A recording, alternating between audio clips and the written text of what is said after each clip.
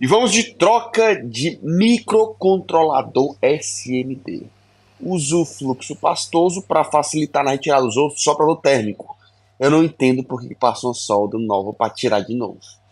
Talvez facilite, né? Eu já pulo essa etapa, já passo logo a malha dessoldadora para retirar a solda.